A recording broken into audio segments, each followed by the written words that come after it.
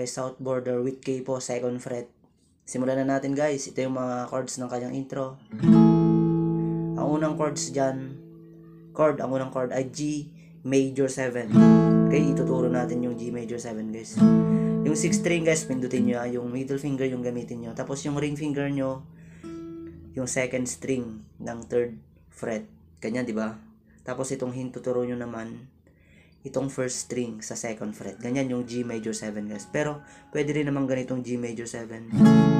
Pero ganito yung ituturo kong G major 7 sa inyo guys. Okay, next chord ay E minor. Yun, normal open E minor. Okay, next chord ay C major 7. Tatlong chord lang naman yung ginamit dito. Ang C major 7 guys ay nakasika, di ba? Alisin mo yung index finger mo. Yan. I-lift mo lang yung hintuturo mo. Okay, pag tinira natin sa normal na strum lang.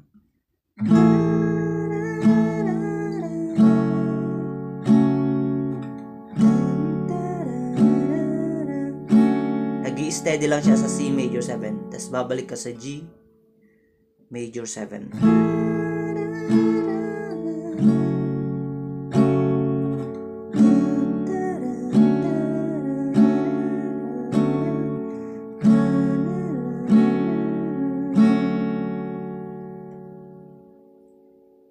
Then larga sa verse guys. Kung gusto nyo guys, ituturo ko naman yung ganito. Siguro madaming gustong matuto ng intro na ganun guys ha. Yung medyo nilagyan natin ng plucking. Ganito.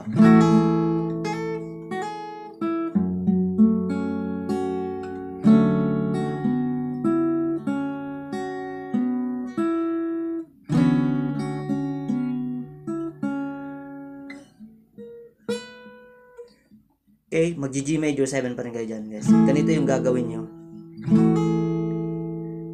Bale, ipapalo nyo yung hintuturo sa 1st string ng 2nd fret. Ganun siya. Then, 1st string. Yan. Pinalo nyo naman siya sa 3rd fret. Yung 1st string guys. Ganyan, di ba? Then, tapos, papalo nyo naman sa 2nd fret guys, yung 1st string. Okay, isa pa. Okay, alisin nyo yan. Ititira nyo lang yon. Then, papaluin nyo yung 3rd fret, 1st string. Then, 1st string ulit. Ipapalo nyo ng yan, open. Ipapalo nyo sa 2nd fret. Patungong E minor na kalabitin nyo ng 6, 4, 3, 2, 1. Okay, ulitin natin.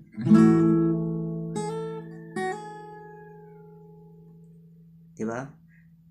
Then, kulang pala guys, 2nd string pala dito, 3rd fret. Then, E minor.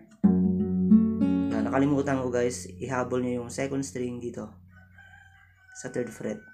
Dun sa G major 7. Okay, 2nd string, 3rd fret. E minor. Then, C major 7, ganito.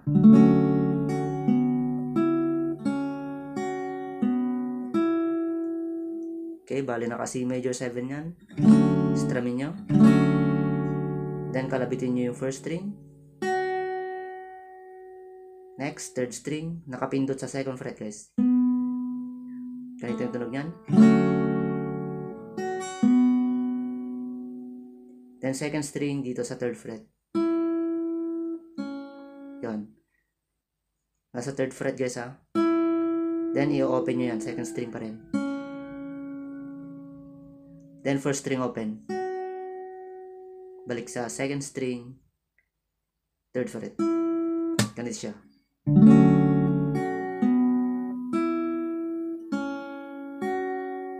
Yan. Then, 3rd string dito, 2nd fret. Then, 2nd string, 3rd fret. Ganon.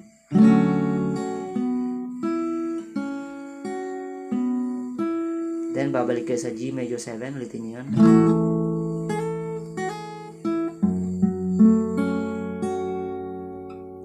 C major 7.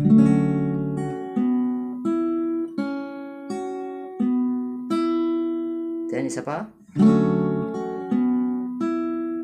Yon, tumigil na siya doon guys. Doon sa second string, 3rd fret, then open. Tapos yung buntot niya dito, dalawang string lang. Doon sa 10th fret, 1st at 2nd string. Ganun siya. Tapos verse na. Buuin natin guys.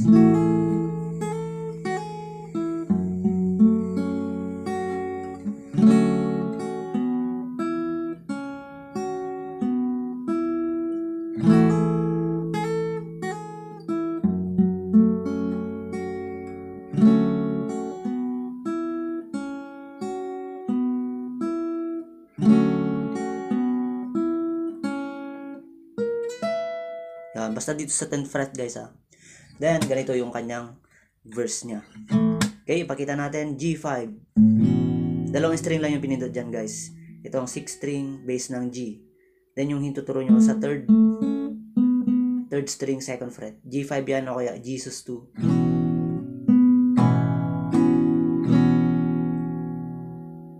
Kung nahihirapan kayo dyan, kahit itong isang string lang yung pindutin natin. Yan. Papasok pa rin yung tunog niyan. Okay pa rin yan. Nagtatanong ang isip. E minor sunod yan. Then babalik sa G. O kaya G5. Di na maintindihan. B minor. Okay, meron tayong riff na ganito. Itong 4th string lang guys. Ka B minor, di ba? 4th string, in-slide ko sa 5th fret. Then binalik ko. Then in-strum ko pataas sa B minor. Ganon.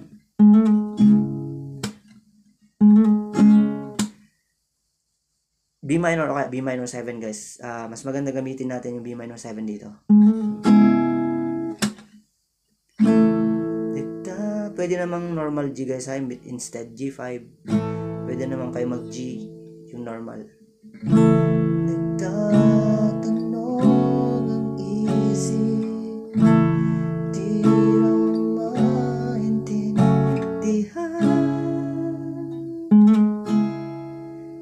Next, A minor. Kung anong nararamdaman, D. Babalik sa G.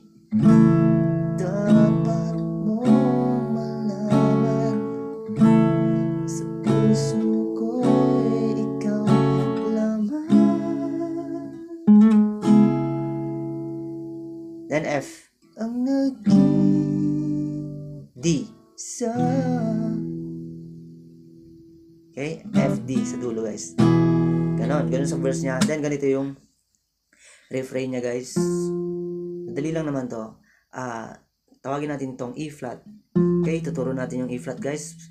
Padadaliin lang natin yung inyong pipindutin dyan. Itong 4th string, 1st fret guys. Yan, tapos 1st at 2nd string lang yung pindutin nyo. Ito.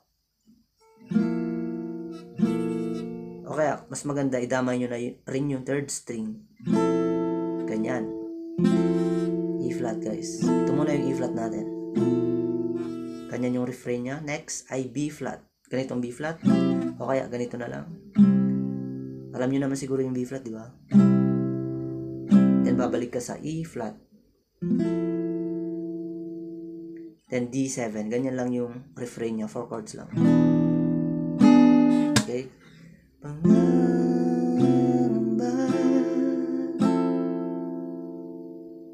B flat. Dapat bang isipin. Babalik sa E flat.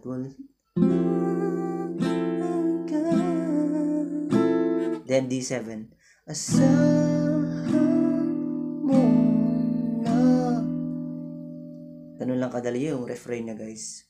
Then chorus. Kagaya sa intro kanina. G major 7 yung gagamitin. Kahit kailan di kita iiwan. Kahit kailan di kita pababayaan. steady ako sa C major 7 guys ha, medyo nagtatagal to. Then balik sa G major 7. Kahit D. Yan, dali lang di ba? Medyo sa intro lang naman tayo nahirapan ng konti. Okay, then next part ay second verse, pareho lang naman ng chords dun sa kanyang unang verse kanina. Bulong ng iyong damdamin, pag-ibig na walang hanggan, ang siyang nais kong makamtan. Babalik sa G. Ngayon ay narito ako, handang umibig sa iyo. Basta huwag nang kakalimutan guys ha, fourth string ha, slide nyo lang, tapos balik nyo. Then B minor, B minor 7. Pataas yung instrument.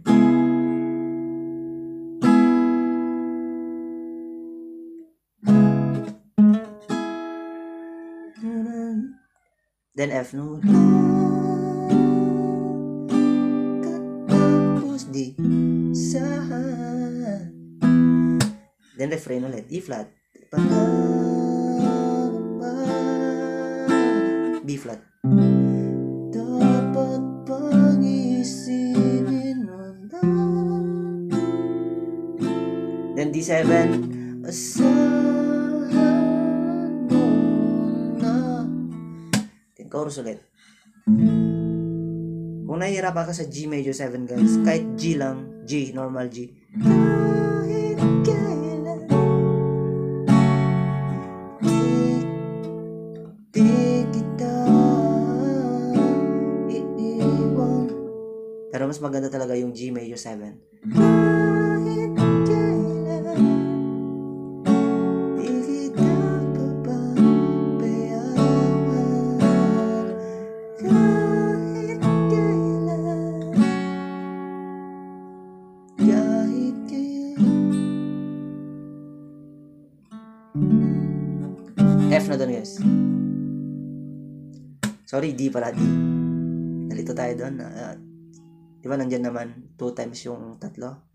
Yung G, G major 7, E minor at C major 7, 2 times yan. Tapos balik sa G major 7, E minor, then D. Okay. Tuloy-tuloy tayo. Then yung last ay bridge, di ba? Ang chords niyan, ganito lang. Nagtatagal na naman tayo dito sa ano. Yan, D-sus yan. D-sustain tawag dyan. D-sus 4 pag kinumpleto yan. Pero pwede naman tawagin itong D-sustain. Naka-D yan. Dinagdag nyo lang itong hiniliit sa first string, 3rd fret. Kung ikaw ay steady lang dito sa D, sus gaya. D-sustain. Kung ikaw ay wala sa piling ko, di na alam kung kakayanin pa kaya umibig. Then E flat. Babalik sa D sustain. Kahit na ano pa mangyayari, di maaaring ipagpalit. Then A minor. Sasamahan pa B minor kita hanggang sa C major 7. B, F, B. Then E flat. D. Yan, tataas na doon guys ha. Doon tayo sa ano niya guys, di ba nagtapos sa bridge D, yung pataas na yan. Hanggang sa muli. Yan, dediretso yun sa instrumental niya, ganito, B minor. Then E minor. Balik sa B minor. E minor. A minor. B minor ulit. E minor. Last E flat.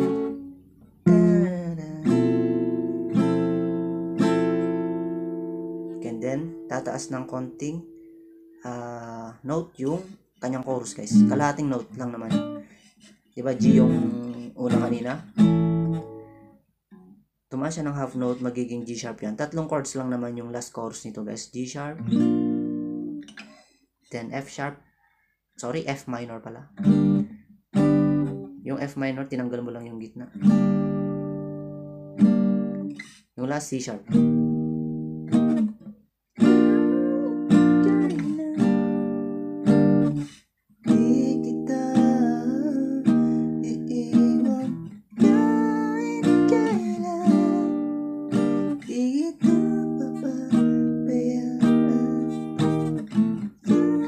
Ulitin nyo lang guys ng 4 times yan.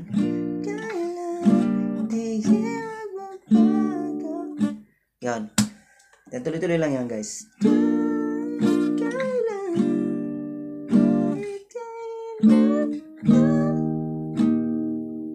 C sharp guys, parang B formation lang siya sa 4th fret.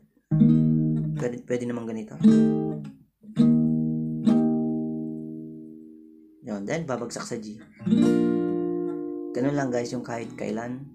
Sana natutunan nyo siya guys at maraming salamat po. Bye-bye.